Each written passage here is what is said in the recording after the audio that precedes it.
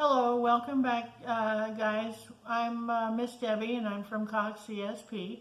Let's continue with our chapter book, Wooden Willie, Part 7. Okay, so here we go. We left off with Wooden Willie. No, that's Uncle Clem. And he's invisible, and he's throwing candy balls at the soldiers. So let's start. "What was that?" he cried, for he could see Wooden Willie running away, but he couldn't see the others. "Let them have another shower," whispered Uncle Clem, and again the little hard balls rattled against the wooden soldiers. The wooden band stopped playing and seemed undecided on what to do. Uncle Clem walked right up to the wooden captain, and he threw 6 candy balls all at once. "Run! Run!" said the wooden captain. Uncle Clem had knocked off the wooden captain's hat, and when he stooped down to pick it up, Uncle Clem pushed him with his foot and sent him head over heels. The wooden band dropped their horns and started running, falling all over each other. "Oh, ha, ha, ha," said Uncle Clem. "It did turn out all right after all, for all the people had put the signs at the beginning of the field of the magic candy. We wouldn't have eaten them. And now we would have been captured by the wooden soldiers. So that's good that the sign was on the other side of the field." Beloved Belinda and Uncle Clem hoped that the wooden soldiers would all run away back home, but instead the wooden soldiers stopped at the edge of the field of the magic candy balls. "They were planning to do something," said Uncle Clem. "I will walk over and listen to what they say." "They may capture you, Uncle Clem," said Wooden Willie. "Oh, no, I don't think so," laughed Uncle Clem, for they can't see me, and I'll be careful not to touch me. Beloved Belinda, you go over with Wooden Willie and pick up a lot of those red candy balls, for we might have to pelt the soldiers again." When Uncle Clem came closer to the wooden soldiers, he heard the captain saying, I'll bet 6 wooden nickels that it was Uncle Clem and Beloved Belinda who pelted us with candy balls." "We'll bet so too," said the wooden soldiers. "What shall we do, Captain?" "Well, there's only one thing to do," the wooden captain replied, "and that is to rush right over and seize them." "But how can we seize them if we can't see them, Captain?" said the wooden soldier. "Uh-oh, I have a scheme," said the wooden captain. "Uncle Clem and Beloved Belinda will stay right near Wooden Willie, that's for sure. So we will march in a circle around Wooden Willie, and when we get him in the center of the circle, 10 or 12 soldiers can walk towards Wooden Willie and feel all around, and they're going to catch Uncle Clem and Beloved Belinda." "Ho, ho," thought Uncle Clem to himself, "so that's the scheme it is." But Uncle Clem was too wise to say anything out loud. "Now," said the captain, "form a line and we're going to make a circle around him." Uncle Clem ran to his friends and told them what the wooden soldier and the captain had been planning. "We must leave Wooden Willie standing right there, and we must keep outside the circle so the soldiers won't catch us." "But they will capture Wooden Willie," Beloved Belinda said. "Yes," said Uncle Clem, that cannot be helped, but we will find a way of rescuing Wooden Willie afterwards." Wooden Willie knew that this was the only thing to do, so he stood there while the wooden soldiers formed a circle around him. But Uncle Clem and Beloved Belinda kept a distance and was left outside. "Now," said the captain, "stand so close that we can touch each other, and we won't let them outside the circle." Then the wooden captain and 10 wooden soldiers walked up to Wooden Willie and felt all around him. Said the wooden captain. "They're not here." Beloved Belinda and Uncle Clem laughed softly to themselves, and they saw the surprise on the faces of the wooden soldiers. "Well, we have Wooden Willie anyway," said the captain. "I'm going to show you that the soldiers are over there and their plan. But Uncle Clem knows the plan, so it's not working. Okay, we're going to find out what this next page is here, because I don't know. Now we'll have to march back home and let the king send him to the buzzsaw. The wooden soldiers marched off towards Wooden Town, and beloved Belinda and Uncle Clem marched along sorrowfully behind them. When the wooden soldiers came to the narrow spot between the high cliffs, they had to march single file.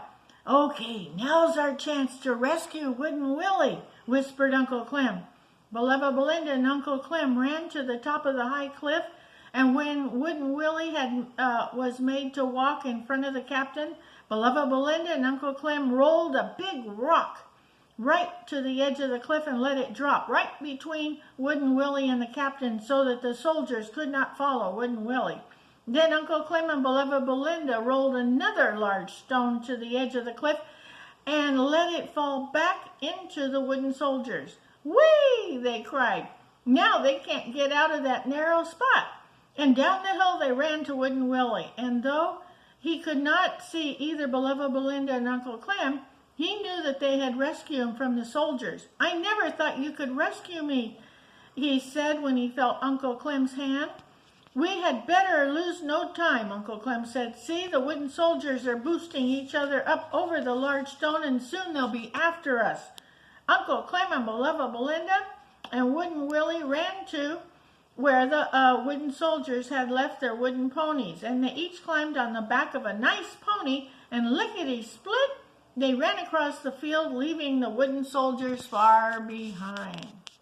Beloved Belinda and Uncle Clem and Wooden Willie were on the wooden ponies, and they came to a funny little house in the center of a large wood. "I wonder who lives here," Beloved Belinda said. "You two stay on the ponies. I'll go around to the door," said Uncle Clem. Uncle Clem had just disappeared around the corner of the house when a queer little man with a long beard ran out of the woods and pulled Wooden Willie from the wooden pony. "You are just what I need about my house," cried the man. "I've always wanted a wooden boy to chop wood and to sweep floors. I'll fasten you inside the house so you can't get away." And before Beloved Belinda could think of anything to do, they fastened a long chain to Wooden Willie. Beloved Belinda left the pony and ran to Uncle Clem. Peeking in the doorway, he saw a little man fasten Wooden Willie with a large chain to a large ring in the ceiling. And then he brought the broom and told Wooden Willie to sweep the floors. Uncle Clem lifted Wooden Willie upon his shoulders and walked around the room. And because the little man could not see Uncle Clem, he thought Wooden Willie was flying. "My, I'm glad I found you," the little man said, "for I can have you keep the house clean and do all the work that I don't want to do any more. And I'll fasten the chain to a box and sit on the box and make you fly with me wherever I wish to go." Then the little man sat down on the table at the table to eat his dinner. But whenever he started to take a bite out of anything, Uncle Clem smashed the food and took it away from the fork and threw it across the room. "Here," cried the little man, for he thought Wooden Willie was doing it in some way. "How do you expect me to eat my dinner if you do that?" I'm going to show you that little man. There's his little house. There's that little man. Oh, he's not too nice. If he would have said, "Please, Wooden Willie, would you help me?" I think he would have had better luck. And when Wooden Willie sat down on the floor and would not go to the kitchen, the little man ran and carried him there. "Now," he cried as he locked the door, "maybe you'll behave yourself." But when he returned to the table, how surprised he was to see his food was all gone. For Beloved Belinda and Uncle Clem threw it out the window. When the funny little man started to look for his dinner, Uncle Clem and Beloved Belinda pushed and pulled him, and the little man thought it must be Wooden Willie. "I'm sorry I brought you into my house," he said to Wooden Willie, "for you are working magic on me." Wooden Willie just laughed. When the little man tried to smoke his pipe, Uncle Clem threw the matches as fast as he could, and I'll have to get rid of you in some way, the little man said. Oh boy, he doesn't like Wooden Willie.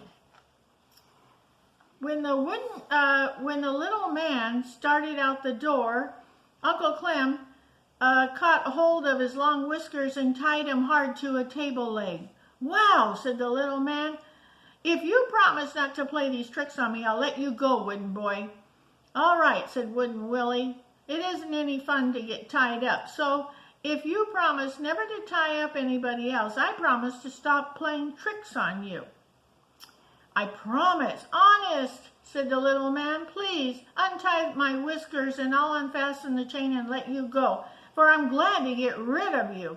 So Uncle Clem and beloved Belinda untied the little man with his long whiskers tied, and the little man unlocked the padlock and let Willie out of the door. I hope you never come back, the little man cried, watching Wooden Willie walk out the front door. Beloved Belinda had stayed behind just long enough to put all the food back where it belonged on the table. Ooh, that was nice. Well, the little man laughed when he saw what had been done. Wooden Willie was kind to return good for bad. I will try doing kindness myself the next time I have a chance. Ooh, you know what? That is something nice. Okay, we're going to leave it there. Think about that. Do something nice. Okay, we'll see you next time.